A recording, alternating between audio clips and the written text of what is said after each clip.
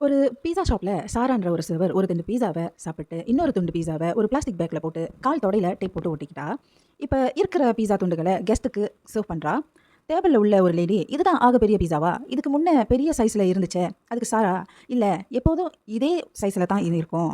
அந்த லேடியோட புருஷன் ஜாட காட்ட, அத புரிஞ்சுக்கிட்டு சரின்னு சொல்லி விட்டுர்றாங்க. சாரா செய்த திருட்டு வேலைய காட்டிக் குடுக்க, எல்லா கெஸ்ட் முன்னுக்கும் சாராவோட ஏப்ரன கழட்டி விட்டுருவா எமிலி. அத பார்த்த மேனேஜர் 2 பேரையும் உள்ள போக சொல்லி, அப்படி இப்படின்னு நிலைமைய சமாளிச்சுருவாரு. அவரு உள்ள போயிட்டு, "எமிலி, நான் உன்ன வேலையிலிருந்து நீக்குறேன். உன் பொருளெல்லாம் எடுத்துக்கிட்டு கிளம்புன்னு" சொல்லிருவாரு. அவளும் வேற வழி இல்லாம பொருளெல்லாம் எடுத்துட்டு கிளம்பிருவா.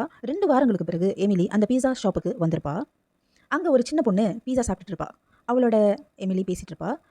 சாரா அந்த சின்ன பொண்ணுக்கு தண்ணி கொண்டு வருவா. எமிலிய பார்த்ததும் தண்ணிய டேபிள் மேல வச்சுட்டு, சின்ன பொண்ண தான் பக்கம் இழுத்து வச்சுப்பா. அந்த பொண்ணு வேற யாரும் இல்ல, சாராவோட மக தான். இப்ப கையில கிடைச்ச கத்திய கையில வச்சுக்கிட்டு, "இப்ப உன் பிளான் என்ன? மேனேஜர் கிட்ட சொல்லப் போறியா?" அதுக்கு எமிலி இல்லன்னு சொல்லுவா.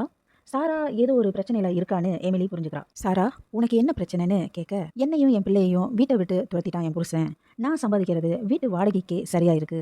சாப்பாட்டுக்கு திருடி சாப்பிட்றதா இருக்குன்னு" சொல்லி முடிக்கிறதுக்குள்ள மேனேஜர் சாராவை தேடி வருவாரு. எமிலிய பார்த்ததும், "நீ வந்தது நல்லதா தான் போச்சு. நீ சொன்னது சரிதான். இவ தான் இந்த திருட்டு வேலையெல்லாம் செய்துட்டு இருந்திருக்கா. சாரா உன்னை வேலையிலிருந்து நீக்கிறேன்னு" சொல்ல எமிலி சாராவோட நிலைமைய மேனேஜருக்கு புரிய வச்சிருவா.